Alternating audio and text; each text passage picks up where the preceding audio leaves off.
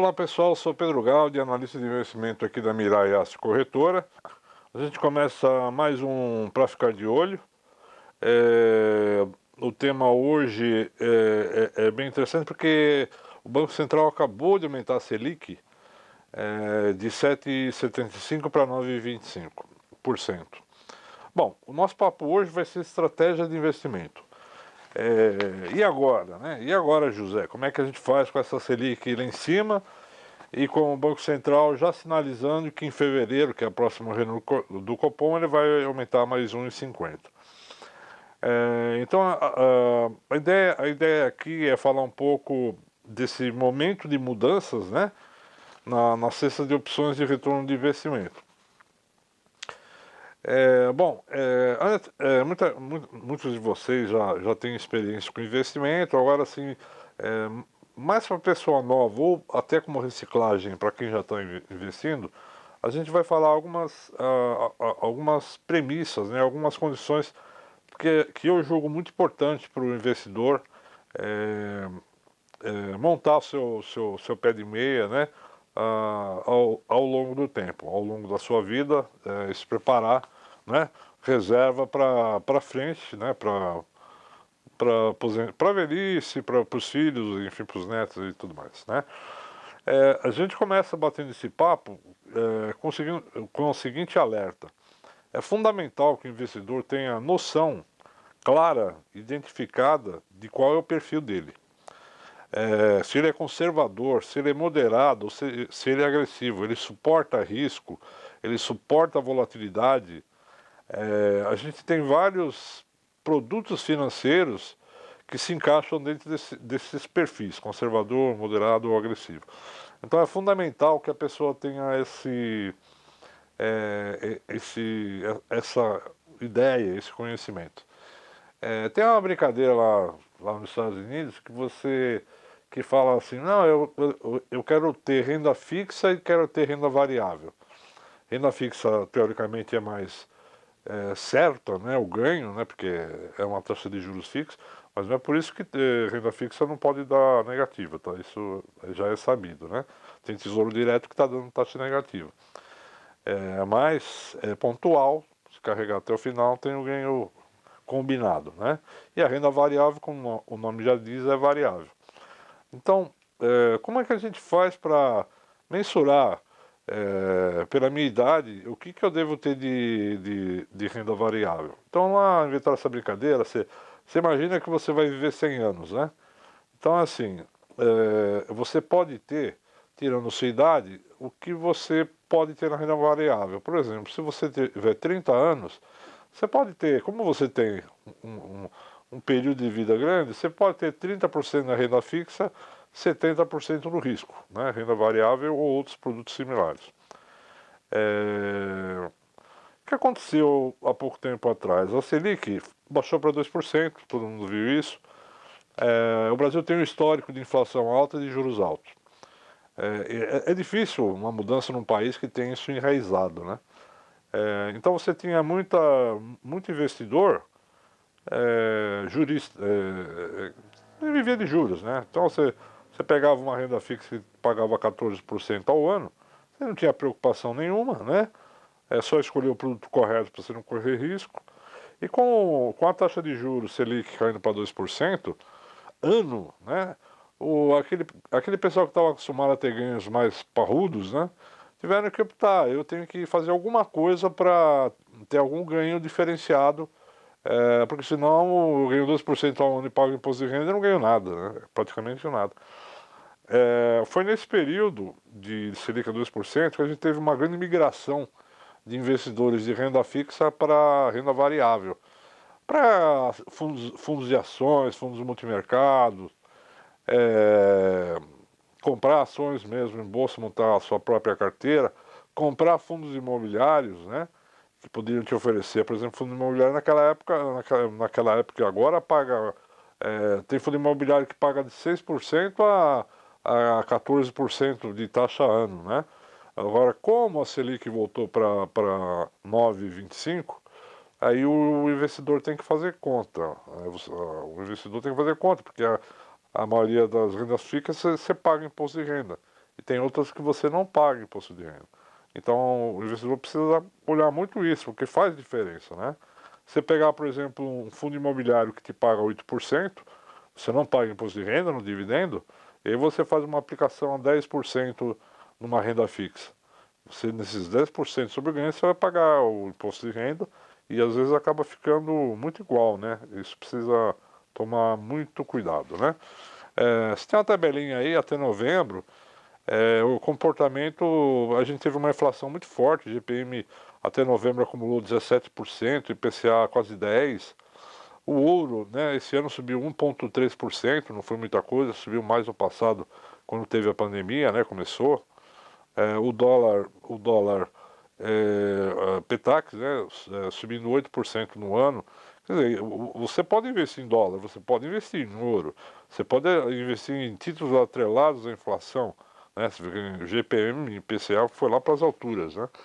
Você tem várias modalidades, você tem o LCI, LCA, você tem diferentes taxas, né? Uma é 90% do CDI nada mais é que um ajuste da Selic, né? Ele acaba sendo uma taxa um pouco inferior à Selic. Se está 9,25, ela vai ser mais ou menos 9% CDI. Até novembro acumulou 3, o CDI estava acumulando 3 e um pouco mais de 3,60, né? E você tem Tesouro Direto, você tem CDB, é, atrelado a CDI, né? Você tem várias opções. Por exemplo, é, no caso do Ibovespa, né, que é a referência da Bolsa, esse ano, até novembro, estava caindo 14%.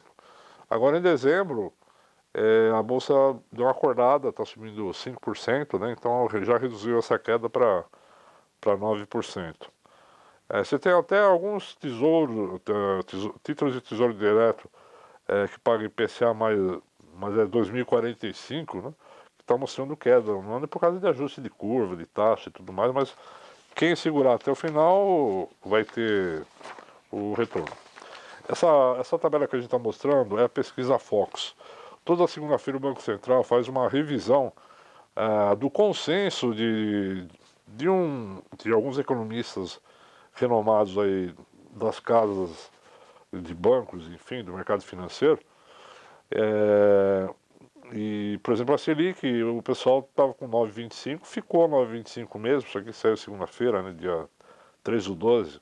Selic confirmou 9,25, o dólar para o final desse ano 5,56, o GPM 17,47, vai fechar acima de 18, o PIB para esse ano 4,71, para o ano que vem 0,5%. Então vai ser, o ano que vem é um ano que você compara aí dólar, ele vai ficar muito parecido com esse ano, mas teoricamente, apesar de ser volátil, ele deve ficar na mesma faixa de fechamento. A inflação medida pelo IGPM e pelo IPCA, esse ano foi um ano fora da curva, foi o ano que a economia voltou. Essa inflação veio da onde? Né? Veio da alta dos preços das commodities, com a economia voltando do lockdown, as indústrias, a demanda crescendo por produtos aumentou substancialmente e não havia estoques, né, de insumos para a indústria correr na produção disso. Você viu o exemplo dos carros, né? As montadoras aí estão produzindo carro zero numa quantidade muito menor, porque falta chips, falta chicote elétrico, falta um monte de coisa, né? Para você trabalhar em escala. Para o ano que vem, a gente trabalha com uma visão de que essa carência de insumos já esteja resolvido, né? E a questão, muito dessa aqui veio da volta dos serviços, né? Então, bares, os restaurantes que abriram, né?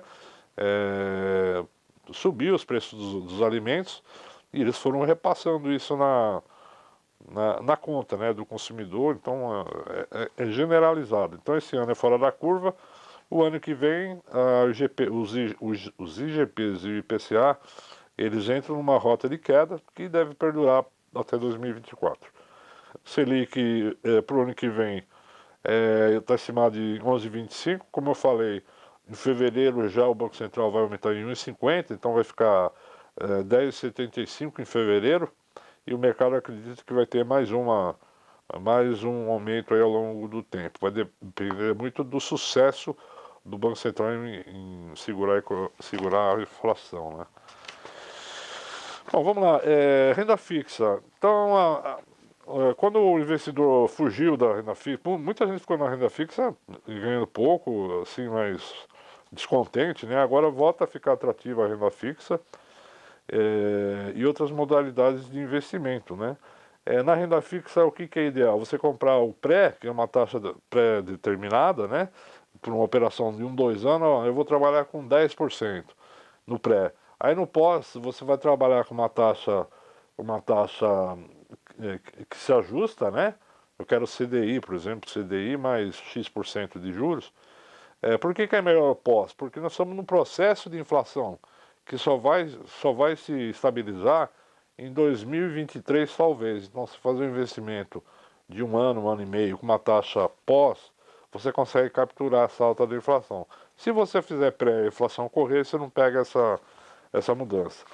Tem um negócio muito importante para quem gosta de renda fixa, que é a garantia do seu dinheiro, né? Porque você investindo em diferentes tipos de produtos financeiros de renda fixa, alguns são feitos por bancos e outros são feitos por securitizadoras.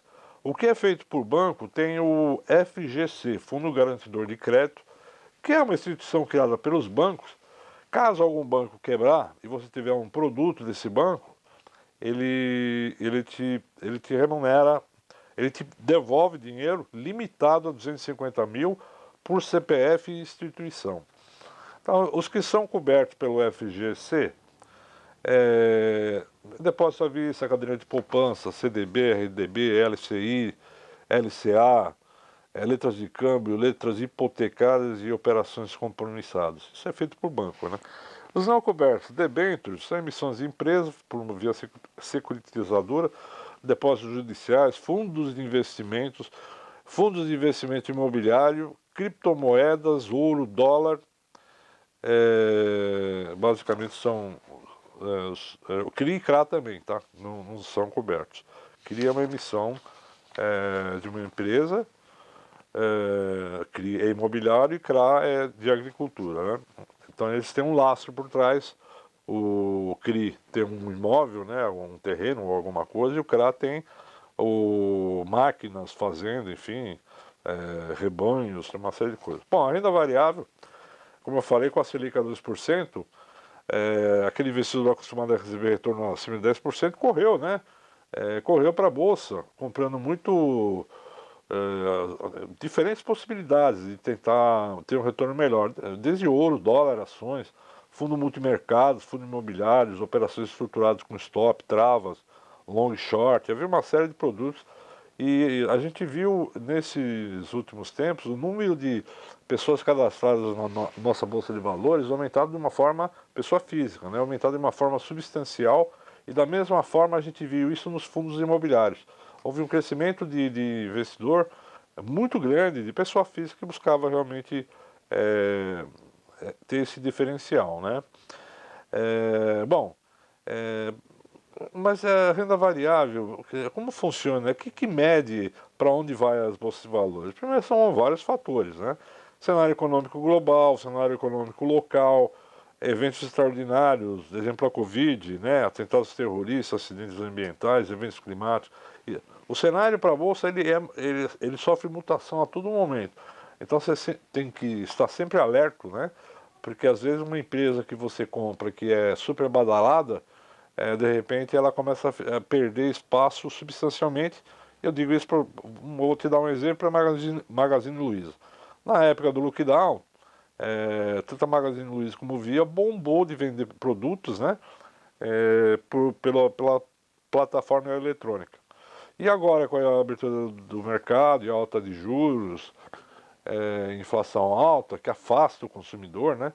A perda do poder financeiro com a inflação e, e tudo isso gera uma situação complexa para a Magazine Luiza. Não parou, ela afundou esse ano, a Via afundou esse ano, quando lá atrás foram as maiores altas. Então sempre tem que rever cenário e rever a carteira. Você tem que estar olhando condições setoriais, cenário de atuação das empresas, balanço da RE do resultado, estrutura de capital. Normalmente o investidor não tem tempo para ver isso, né? É por isso que as corretoras têm que ter uma equipe de analistas, né? Que é, como no meu caso, eu acompanho as empresas e as ações, né? Cenário econômico, tudo isso para oferecer as recomendações do que a gente entende sendo o melhor para o investidor. Bom, para montar o investidor montar sua própria carteira, para investir em ações, ele tem que escolher, ou ele compra a ação, né? E monta sua carteira com algumas ações, ele vai pagar corretagem, taxas, tudo mais. Mas e se eu comprar cotas de um fundo de ações, eu não vou pagar isso? Vai pagar as mesmas taxas e vai pagar mais no fundo de ações uma taxa de administração, que é o salário do gestor, vamos dizer assim, né? Para o fundo estar funcionando. E ações não, você vai pagar puramente a corretagem, né? E depois fica pagando taxa de custódia todo mês, o que também é feito no fundo de ações. Quando você compra suas ações, você escolhe o que você compra. Quando você compra um fundo de ações, não é você que escolhe, é o gestor, né? E normalmente o gestor vai ter, um fundo tem 10, 15, 20 ações lá dentro, né? Enquanto você, como investidor, pessoa física, você pode montar também uma posição não tão grande como um fundo, porque é muito dinheiro envolvido, mas uma pessoa física pode montar com algumas posições pequenas de papéis e agregando todo mês, colocando um pouco mais para ficar equilibrado. Aí veio a pergunta, e fundo imobiliário, que foi o grande charme do ano passado, ele ficou inviável com a alta da Selic? Aí precisa fazer conta, porque tem muito fundo imobiliário cuja taxa de retorno anual, que é o dividendo que eles pagam mensalmente sem imposto de renda, eles vão ter uma taxa menor do que alguns tipos de renda fixa, mesmo descontando o imposto de renda. Então, assim, eu vou vender meu fundo imobiliário, vou para renda fixa, depende do que você quer fazer, porque o fundo imobiliário te oferece todo mês o dividendo dessa cota que você comprou. Então, assim, todo mês você vai ter um dinheiro limpinho na sua conta que você pode reinvestir no próprio fundo imobiliário para aumentando cada vez mais o seu retorno. Ah, mas a taxa não é igual. Sim, a taxa não é igual. Agora, só que se você pôr na renda fixa, você fica amarrado. Um ano, depende do tempo que você faz a operação. Não dá para tirar, né, pedacinho todo mês, né? Ações pagam dividendo também, tem alguns bancos pagam dividendo mensal, algumas empresas pagam trimestral dividendos, outras semestral e outras só anual. Então você precisa ver muito exatamente qual que é o fluxo, né, de caixa que você pretende trabalhar, né? Bom, a gente pega esse ano a nossa bolsa de valores, medido pelo Ibovespa. A nossa bolsa foi uma das piores do mundo, né? A gente só perde para a bolsa da Venezuela, que caiu 99% esse ano. Até novembro, como eu falei, o Ibovespa estava caindo 14%. Então a gente ficou o segundo. O pior é a Venezuela, depois é o Brasil. Por que que a gente ficou nessa situação?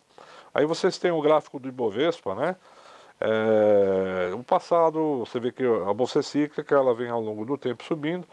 Quando nós chegamos aqui mais ou menos em janeiro, finalzinho de fevereiro, a pandemia começou na Ásia, na China, no quarto trimestre de 19. Quando foi mais ou menos final de fevereiro aqui, durante o carnaval, ou logo depois do carnaval, os casos começaram a aparecer no Brasil e rapidamente, não só no Brasil, como no lado ocidental, né, Estados Unidos, outros países vizinhos aqui, a, a contaminação foi muito rápida e muito agressiva, né? Então a Bolsa de Valores, esse tombo que tem aí de 30%, foi justamente, caiu de elevador a Bolsa, né? Porque veio a notícia, tudo ia parar, as empresas, isso ia mexer na economia de uma forma muito grave, né? Indústrias iriam quebrar, empregos seriam perdidos, e isso se confirmou. Bom, a partir do segundo trimestre, o lado ocidental ficou em lockdown, ficou parado, né? No terceiro trimestre começou a abrir, aos poucos, né? Ainda hoje tem gente fazendo home office, né? E talvez esse modelo seja realmente isso, híbrido, né? Um pouco das pessoas na empresa, um tempo em casa, um tempo na empresa. Bom, mas enfim, como a economia foi abrindo, a nossa bolsa ela começou a se recuperar, assim como as outras bolsas, porque surgiu a vacina, né? A retomada da economia, então a bolsa foi subindo. Quando chegou, já no final de janeiro, que a nossa bolsa chegou a bater pouco acima de 122 mil, 123 mil, ela entrou num canal de baixa muito forte, um ciclo, que durou até de fevereiro até novembro. A bolsa só caiu, todos os meses só caindo, né? Essa piora de quadro foi decorrente aí do cenário político e econômico do país, que entrou numa situação muito desagradável, né? Muito ruído, muita desentendimento entre os poderes e tal.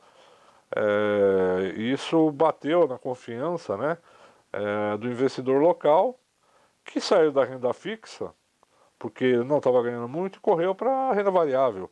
Mas ele tirou dinheiro de onde ele ganhava nada para um lugar que ele está perdendo, né?